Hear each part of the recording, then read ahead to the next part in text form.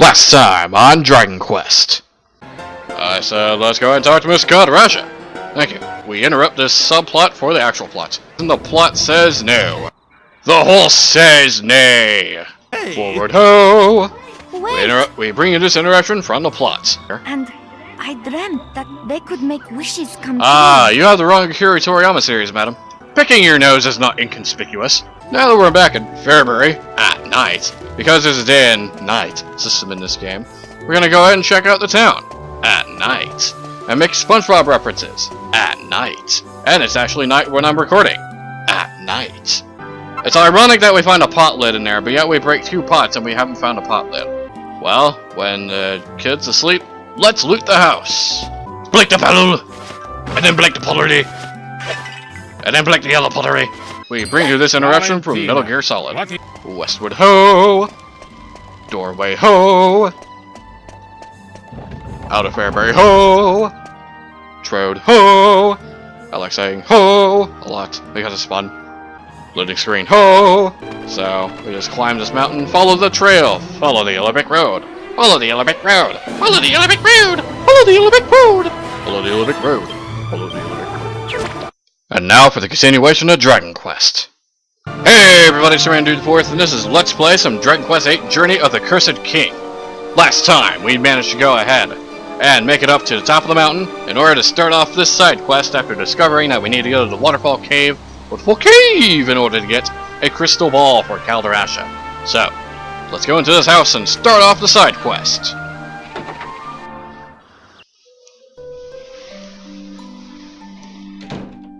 Let's talk to the guy. You can't just magically teleport me across the table. You can't do that, game. Anyway, I don't often get visitors all the way up here. Well, now that you're here, maybe I could ask you for a little favor. Sure, why not, old man? Okay, I'm only gonna say this once, so clean out your ears and get listening. If you go outside and look at the view from the top of the mountain, you should be able to spot a tree with red leaves. I had a bit of a kip there, and I was out the other day, and it seems I left my tool bag behind. I don't expect you to do this for free, of course. I'll be able to give you a small reward. I'll be waiting here in my hut for you to bring it back. Try not to take too long. Alright, thank you, Mr. Old Man, whose voice I don't know. Anyway, I've got a phial of holy water. And if we check out this bag here, we get a seed of agility, which increases speed. Not too bad. Let's leave. And now we're leaving.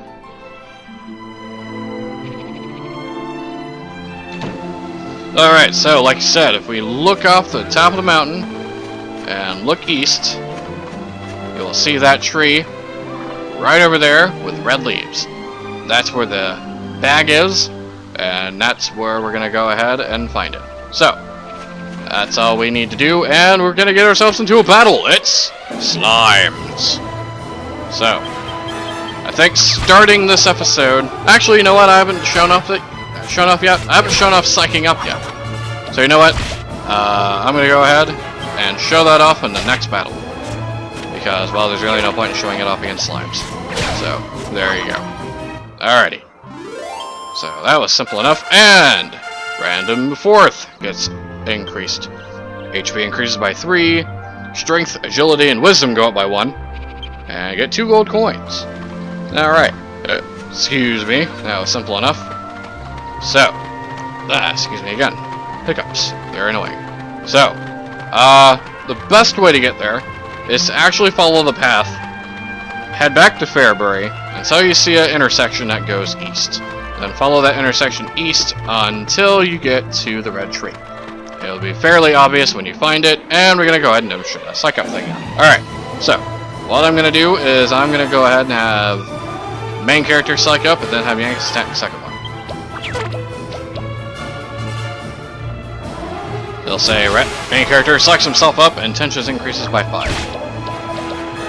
Yankees can kill that thing there, and now I'll go ahead and attack. And I'll be Angus defend just in case it goes first. Look at that, 12 damage. Now, that's not much of an increase because I've only increased my tension by 1 stage, but you kind of get the idea. Suck up every turn for 3 turns, and you'll do much more damage. It's a lot of fun and very nice to do. Very fulfilling. Very nice. So, oh no! Alright, I'm back. Thankfully the recording wasn't lost. So, we're gonna go ahead and continue forward. And not get caught up with that guy. And find some enemies! Unicorns! Unicorns are very fast enemies, and they can also cast... Do they cast stuff? I don't think so. I don't think they cast anything. I think they might cast Decelerate, but don't quote me on that. I will post an annotation whether if they do or not on screen, so there you go. And they're pretty fast and they do a lot of damage. So you can just go ahead and just smash them down. So just go ahead and fight them.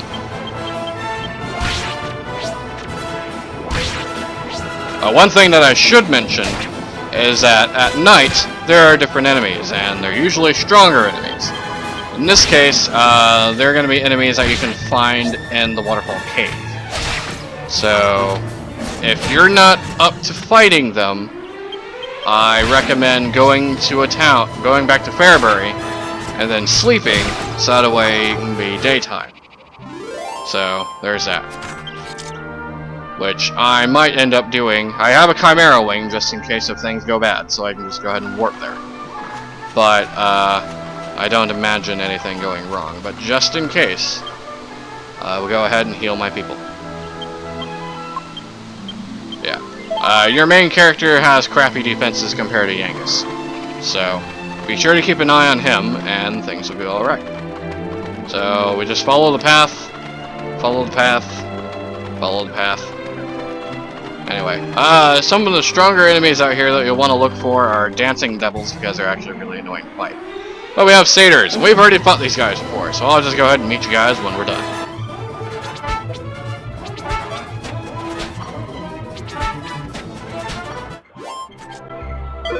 And we got some plain clothes from the guy there. Like I said before, plain clothes are pretty lame, so you just go ahead and sell them when you find them, get some money. Because you can always use the money. So, there you go. Let's go this way. So, what you want to do is you want to go ahead and follow this path until you find a tree of red leaves. You don't want to go too far because then you'll go into the next area and then you'll find enemies that are too powerful for you. So, we have slimes! Kill the raindrops! And I will be right back as I'm killing the evil psychotic raindrops.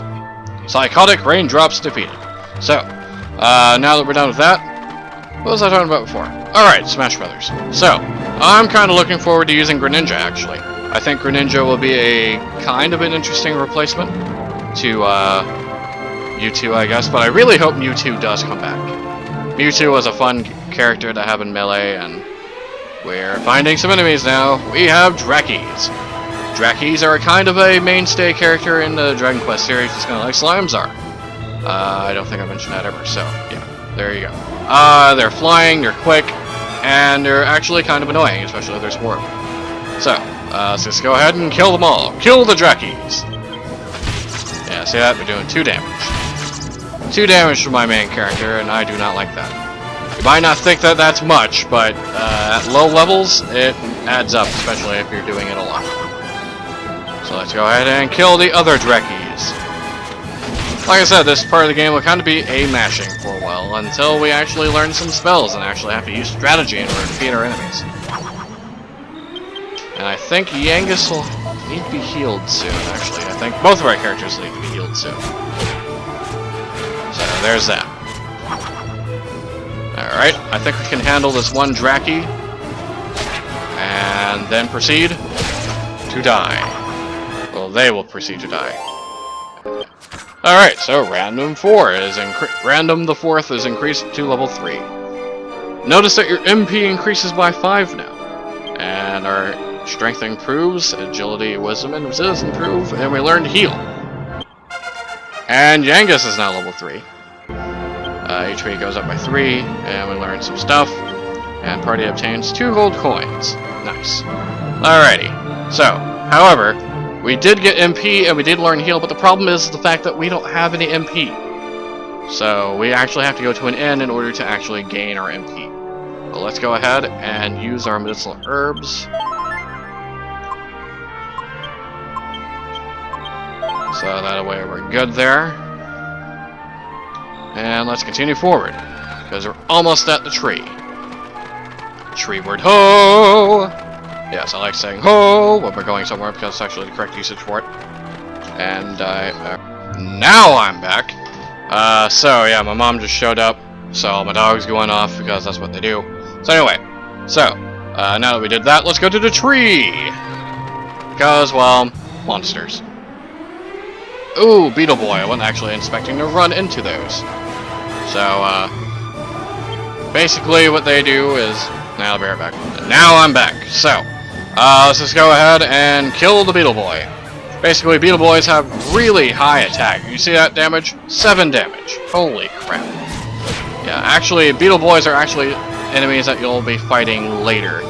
So I'm actually kind of scared about fighting this guy because, well... Yeah, we're only doing 1 damage to him. And we're just getting demolished out here. I mean, my god, we're just... Wow. Get our butts handed to us. Alright, so we're gonna psych up my character, and we're gonna go ahead and heal Genghis.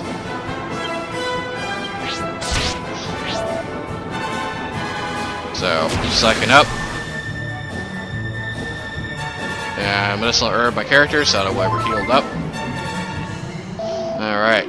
And let's go ahead and psych up again, and then attack. Thankfully, it's attacking Genghis and not my main character. Alright. Doing a little bit more damage. And let's do it a 3rd time. And my mom's going to talk in the background for some reason. Alright, so now we have increased the state of high tension, so now we're going to be good, and hopefully kill this guy. So let's go ahead and attack, and attack. Ah, dang it! No! Ah, that sucks. Yeah, we're gonna have to flee. Hate having to do that, but my one shot in order to kill the guy was that we were gonna go ahead and use the, we're gonna use the tension move, so that way it would do a buttload of damage. But however, whenever you get knocked over like that, you don't necessarily... You lose all your tension. So that kind of sucks. And we had a lot of low health, and we found tool bag. So now we just go back to that guy up in the mountain. But yeah, you lose all your tension, and we were close to death. And we now have some dancing doubles. Alright, dancing doubles are really annoying, because what they like to do is they like to dance, and then they make you dance, and then you can't do anything. And their attacks are actually decent. I don't want to say they're powerful like that Beetle Boys, because I was actually not expecting to find that Beetle Boy there. But, yeah, they're kind of annoying. So let's go ahead and kill those first. Haha, it didn't work. But now the other one's doing the same thing. And so, that's the sultry dance. And they make people dance. So it's kind of annoying. And it makes you waste a turn because, well, you can't do anything while you're dancing. So, really kind of annoying. Don't like that.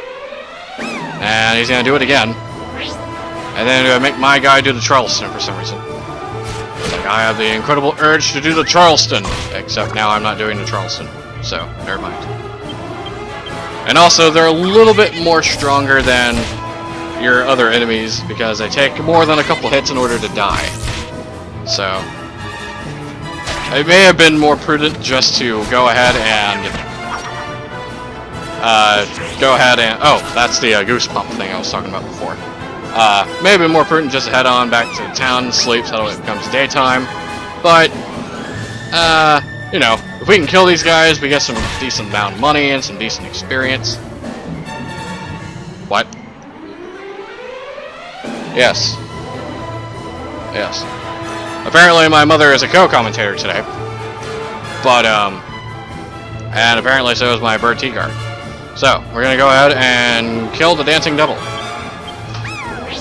Quit making me dance. I know I can dance if I want to. I can leave my friends behind, and then if they don't dance, and when they won't dance, then they're no friends of mine. But that doesn't mean that you have to keep constantly making me dance. And I'm shuddering in revulsion because he licked me. I'm not tasty, Slugman. And all the enemies are dead. Hooray! So yes, we're getting a decent amount of stuff from that. So now we just head on westward ho! But first I'd actually like to go back to town.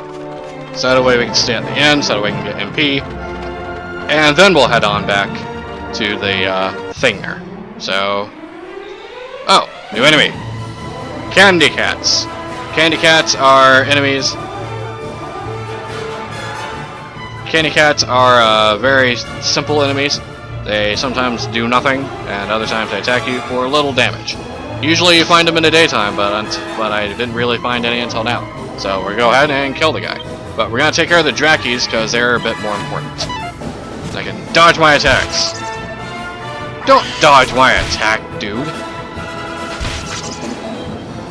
Bash your face in with an iron. Or a club, that works too. So, going up. And you die. And I'm getting attacked. And I guess I can attack the Candy Cat because, well, the game automatically takes that to be the threat.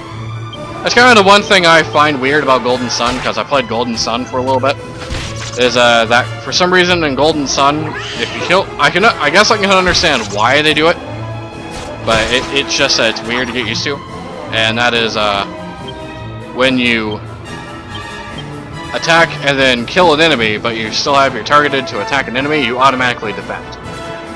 I guess I can kind of understand why they do that, because, you know, you might have a strategy to where you don't want to attack that enemy, and then you end up accidentally attacking that enemy because you have nothing else to do, and so you defend. So, I mean, in that respect, that's kind of cool, but, you know, I just wish you can actually toggle that setting, because there are sometimes that's useful, and then there are times when that's not so useful. But anyway, killing the Draki. Drakis are kind of annoying, and Candy Cat is dead. Enemies down. Get the experience in gold, and we're heading on out. So, now we're going westward. Ho! And we're gonna go ahead and head on back to Fairbury. Actually, there's really no reason to show this, so I'll just go ahead and head on back to Fairbury, and I will rest at the inn, and I guess then I will go ahead and meet you guys at the, meet you guys at the hut. So, I guess I will see you guys then. Alright, so now that we're back in Fairbury, it didn't occur to me that I haven't shown you guys how to actually sleep at the inn. So, it's fairly obvious. You just go into the inn, go ahead, and then you talk to guy over here, and then you just pay your money and sleep. So, there you go. Also, the other reason why I showed you this is because Trode is working on something while you sleep at the inn. But what that is, we don't know yet. But we will find that out eventually.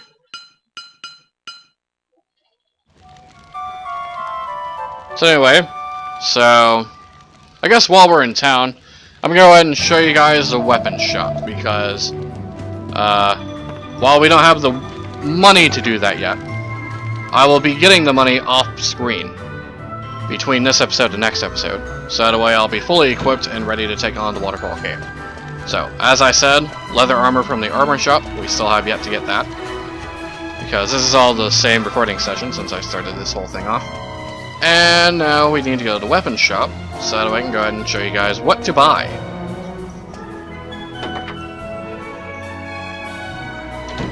Alright, so, at the weapons shop, here's what I recommend getting and not getting. So, Cypher Stick. You don't ever need a Cypher Stick, don't ever buy one. Oaken Club is what you have equipped, and since your main character can equip that, there's really no reason to buy it. The only thing I do recommend buying is your Giant Mallet. And while the Copper Sword is stronger than your sword that you have, you'll be finding one later for free, so I don't recommend buying that either.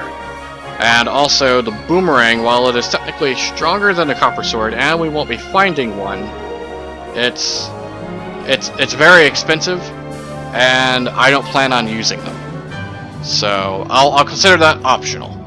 So, if you want to buy that, go ahead, but I won't be doing that. So, let's go ahead. Actually, let's sell some stuff, because I think... Yeah, we found a plainclothes.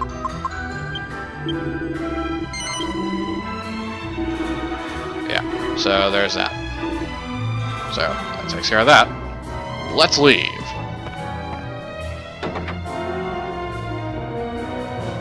And now I will go ahead and meet you guys in that old man's hut. See you guys there. Alright, while traveling to the hut, Yangus grew to level 4. Maximum HP increases by 3, and strength goes up by 2, agility goes up by 1, and resilience goes up by 1. And you get 3 skill points. Alright, so, with skill points, you can use these in order to become more proficient in various weapons. However, it is not recommended to spread them out to all of them because, well, that'd be kind of dumb. So, I recommend focusing at most 3 at a time. So that way you have multiple weapons to use and your special thing down there. So, what I'll be focusing on is I'll be focusing on axes, scythes, and humanity. Now, I realize that I have a club, and that the other thing I'll buy is a club, but that's the only option that I have available for Yangus. As soon as I can buy an axe or a scythe, I will happily do so. So, considering I have neither of those things, I will just focus on humanity for the time being. Oh, I suppose I should probably also explain what each of them do. Axes are kind of Yangus's signature weapon, I suppose. They're pretty powerful, and you can get some good abilities from. You can get some pretty good axe abilities, such as higher critical hit ratios and that sort of thing. Let's see. With clubs, you have some money moves, but they don't really give you that much money. So there's that, I guess. And there's also some things that work against specific families of monsters, but we'll go into that much later. As for scythes are actually pretty powerful. You get some good abilities from there, and you can also have the chance to steal rare items, which is why a lot of people like using scythes. And Random Dude the 4th goes up. Alright, so we learn Squelch, which cures poison. Alright, so with Random Dude the 4th, we have swords, spears, boomerangs, fisticuffs, and courage. Oh, well, I guess I'll explain fisticuffs. Fisticuffs is unarmed combat. You can get some pretty good healing attacks and some pretty good attacks, but I don't really like going fighting unarmed. So, some people do, some people don't. So it's up to you, really, but I won't be doing that. And every character has a special ability. Your main character's is Courage, which will actually give you some pretty decent spells throughout the game, and also give you some MP discounts. So it's always good to increase that. The best ones to do for that are usually Swords, Spears, and Courage, which is what I'm going to follow. So since I actually have a sword, I will go ahead and increase Swords. So there's that. Also, another thing that I should also explain is that in the inn, or actually, as you already know, there's a day and night system within the game. Time travels as you're exploring and out in the world. But how to control the day and night system is actually by the inn.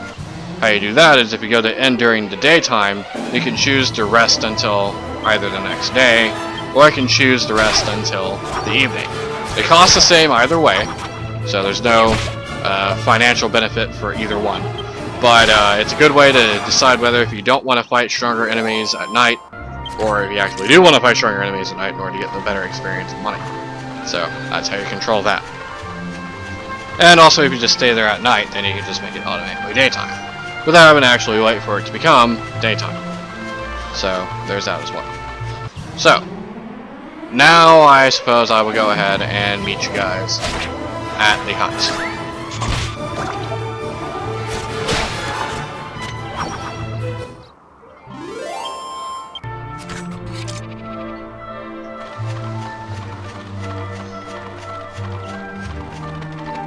Actually, no I won't, because we're close enough anyway.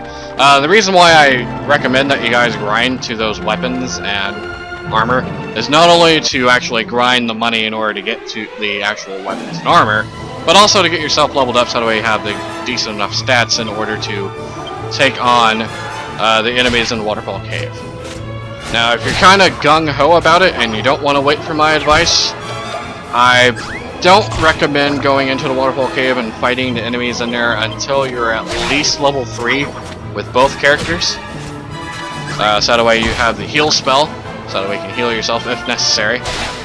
And I also don't recommend fighting the boss in the waterfall cave until you're at least level 6 or 7. Because the boss is pretty tough for a first boss. He will kill you if you're not equipped well enough and if you're not strong enough. So that's why I'm taking all the necessary preparations to do so.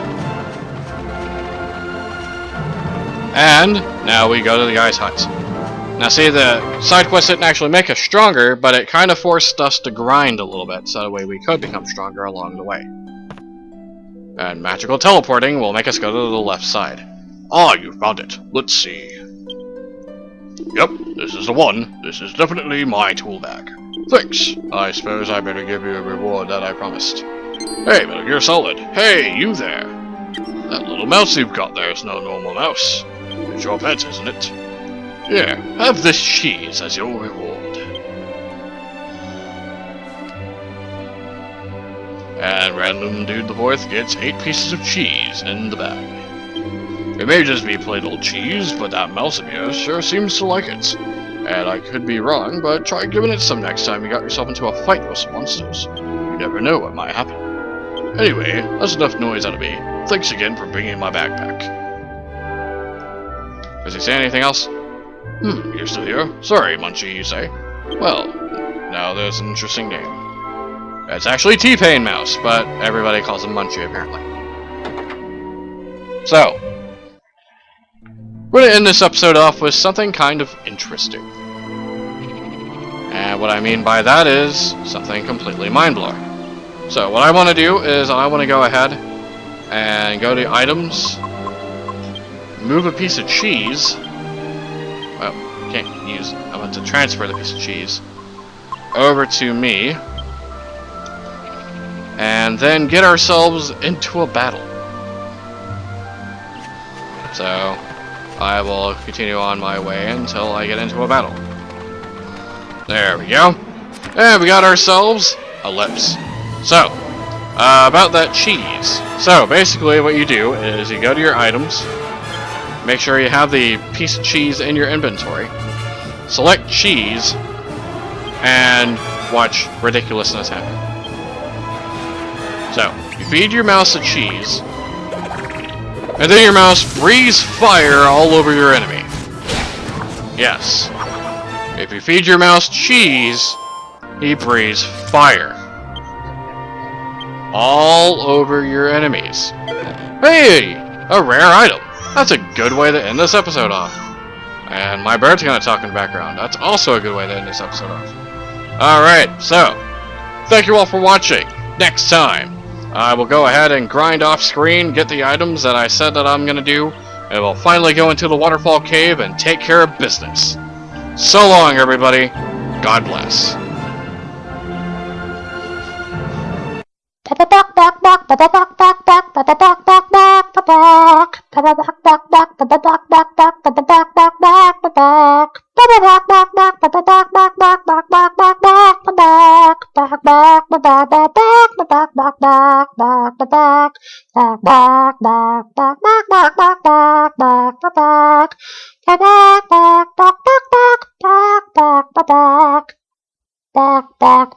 Back.